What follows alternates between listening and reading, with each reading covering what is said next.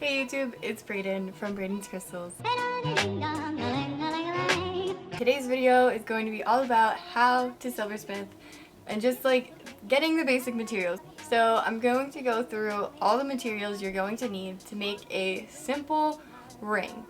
So let's get into it. What you need in order to even start soldering, you are going to need a soldering block. Yeah, so a soldering block, and this is just kind of like your workspace. This is what you solder on. It's going to pick up all that like heat from the torch so that you don't burn your house down. Definitely get a soldering block, that you need that.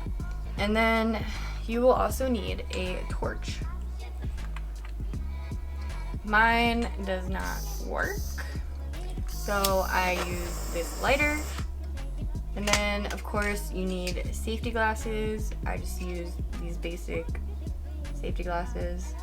And then what you're going to need is some type of flux.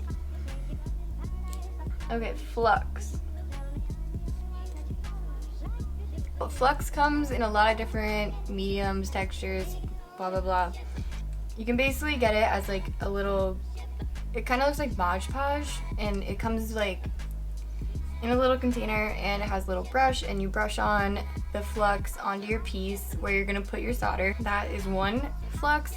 This one just sprays right on, so like when I have my little piece of silver here and then I'm soldering it together, I can just spray it on and it's super easy. And then I just use these little tweezers to pick up my solder. So I keep my little solder in this bowl.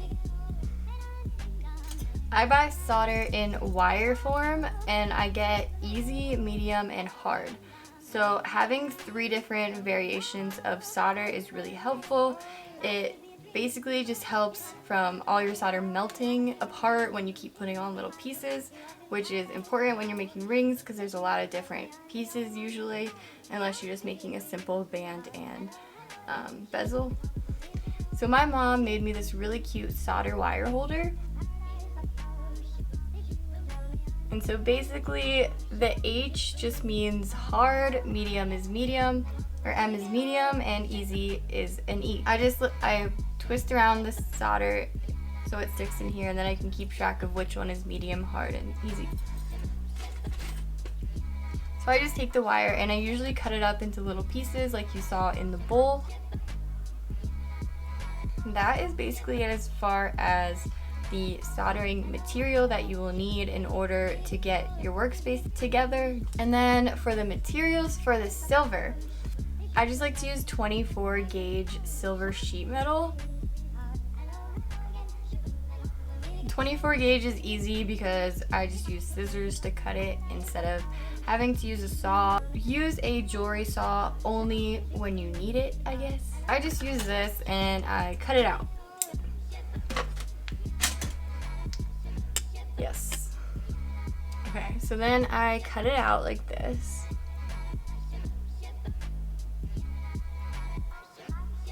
But as you can see, cutting it causes the metal to kind of bend around and get weird. So to fix that, I use this little metal block and I put it on here. And I put it on here, and then I just go ahead and hammer it until it's flat, you know. So you have your silver sheet metal, and you can cut that out. You can make different shapes of that to fit your stone. And then what you're gonna do is you're gonna wanna get some bezel wire, and the bezel wire wraps around the stone, so you can basically create a bezel cup for any shaped stone. You don't need to buy like sized cabochons that like work with your bezel cups. I'll show you a bezel cup. This is a bezel cup. So the bezel cup is basically an out if you don't want to buy silver sheet metal and you don't want to bother buying bezel wire, then just look on Etsy, find some bezel cups that fit your stone, and then just go ahead and buy one of these. It's a lot easier, quicker, but it's not as handmade and like authentic. If like that's the style that you're going for, then I highly suggest just getting the silver sheet metal and bezel wire. I use bezel cups when it happens to fit the stone, and then kind of just works out from there. But if it doesn't fit the stone that the buyer like requested, then I go ahead and just wrap the stone in bezel wires and shape it that way. So there is a lot of different style bezel cups. I mean, yeah, bezel wires come in a lot of different styles. It's never gonna focus, but I'll take some close-ups after and just insert them. So basically all of these bezel wires are pre-cut, pre-designed. You can just buy them online and it's super easy. I usually just get these off of Etsy. So now you have your silver sheet metal and your bezel wire, or you have a bezel cup. So now you just need the band, the ring band. So what I use is usually around 16 gauge wire, sterling silver wire. And there are a lot of different styles of wire. You can get half round, square wire, round wire, twisted wire. I'm sure there's more. And my favorites are the round wire and the square wire in 16 gauge. You have to be careful when you go over to half round wire because the gauging is a little different. Make sure it won't bend after you solder it, and like 16 gauge is pretty reliable. I get half hard sterling silver 16 gauge wire. Here's an example. So now you can create a bezel cup, you can create a ring band, and you can solder it together. Perfect. And then after it's all soldered together is where it kind of gets tricky because there's a lot of other steps then after that. So you're gonna want to get one of these. I am honestly not sure what this is called, but it is a ring sizer. It's super heavy, completely made out of metal because you're gonna be hammering on this a lot. That is going to help us shape the ring after we have soldered it together, the ring band, after we had soldered it together. So with that, you're going to need a rawhide hammer. Mine is super beat up. I've used this a lot. I have the weighted rawhide hammer, which kind of helps you just like hammer it easier. But there's also unweighted rawhide hammers that you can get, and they come in different sizes.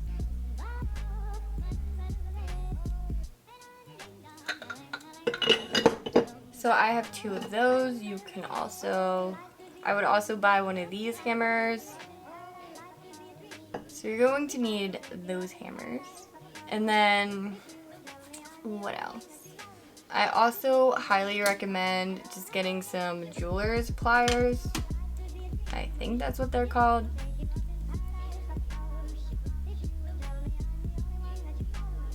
I have a lot of different sizes, so it kind of helps me out when I need to like get into small places or bend something back into shape. Then you will also need a pickle. So the pickle basically removes all of the tarnish and like, which is the black stuff on the metal. Sometimes it's like red, rusty looking stuff that like kind of gets on the metal as you are soldering everything together with the high heat. And so you're gonna want to let that sit in a pickle. I've used vinegar pickles, citric acid pickles. There's a lot out there. Some of them are a little more dangerous than others because it is an acid. They're all acids. So you're gonna want to get like either like a hot pot or like something to heat up your pickle because it works so much quicker and so much better if the pickle is hot. And so when I was doing it with a vinegar pickle, I had a glass bowl and I would just heat up the vinegar and salt. It's vinegar and salt, I'm pretty sure, in a hot pan, and I would just wait until it was kind of sizzling, like a little bit hot, a little bit not boiling but like hot. And then I would put my rings into a glass bowl and then pour the pickle into the glass bowl. And then I would let that sit overnight, and in the morning I would have nice clean silver and everything was pretty. And then after you put it in the pickle, you're going to want to put it in water with baking soda to counteract the acid, so that way everything's back to a base level and is not going to get weird. What I use right now is an ultrasonic jewelry cleanser that I put citric acid into, and it kind of heats up as the ultrasonic jewelry cleanser cleaner machine, and that heats up on its own, so that way the citric acid in there kind of dissolves and like cleans all the metal while also doing ultrasonic waves that clean the metal. It's super cool. So that's what you're gonna need for pickling it, and then after you pickle it and your silver is clean, you're gonna want to bezel the stone. So you're gonna need whatever stone you're working with and your soldered together bezel and ring band.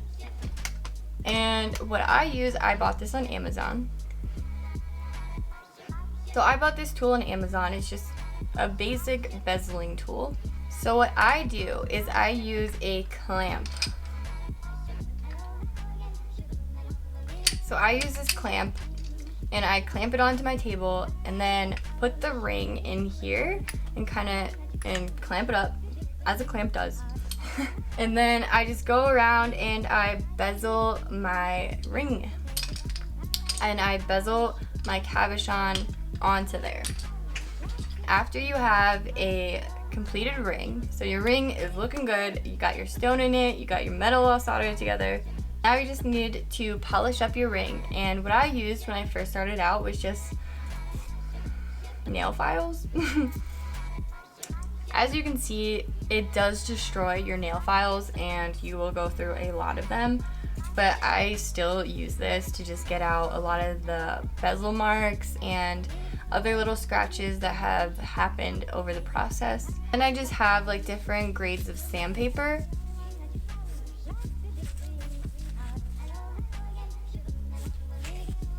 And these are basically, I think they're like diamond sandpaper, so it's super hard, and these will not deteriorate as quick as your nail files. So if you are looking for a long-term like sanding solution, then definitely just go invest in some really nice sandpaper and make sure you get like jewelry level like diamond sandpaper, so that way it is durable and will not just like peel off the paper. Once you kind of sand all of the scratches out of your ring, you can kind of polish it up with a various selection of silver polishing materials. I use my Dremel, and that kind of allows me to get a lot more done. So the Dremel is a really handy tool if you're making a large quantity of rings and need to kind of just like bust them out.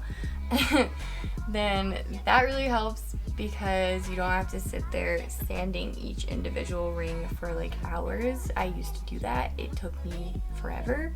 That is so nice. You can basically buy like any head for it. A lot of these heads are compatible with the Dremel. They can basically fit anything. I have a bunch of random ones, as you can see. So that's kind of like an unnecessary tool, but if you are getting into it and you're going to be doing it for a while, like, might as well get the good tools that kind of save you time and money in the long run. So yeah, that's basically all you need to silversmith. I'm trying to think of anything else, but like, I know there's a lot, but once you have it all, you will use it forever, and it lasts so long. Like, I could peel off this entire layer of grossness and it would be like a new soldering block, you know what I mean? Oh, one more thing. When you're making the ring and you need to like, I'll have a tutorial, don't worry about it. And so you're gonna need this. This is called a third hand. you will use this every day. So these are all basically just like the essential tools that you need to make a basic ring. A few items like you could give or take, but I would suggest them all. I can't live without any of the items I mentioned. I don't think I would be able to make as many rings as I do. So they are all super helpful. I hope that this video was helpful and kind of gets you into the idea of what you're gonna need, how much time it takes, like kind of the commitment that you are making to becoming a silversmith. And that's the first step. So once you have all this, it's just so much easier from there. Don't worry. Thank you so much for watching this video. I hope you guys are all inspired to make some jewelry and you go out to your local store or the gem show or buy everything on Amazon. Hopefully I can have an Amazon store set up by when this video goes up, so that way I can just link it below and you can buy all the materials from my Amazon shop, which would be dope. I will be posting a actual tutorial soon, so you will learn how to use all these materials and what they are for, because I know I did not explain a lot in this video. It will hopefully help you guys out in making your first ring, and I'm super excited for you. Let me know how you like this video in the comments below, and give it a thumbs up if you think I'm doing a good job, because I am scared. Okay, thanks, bye.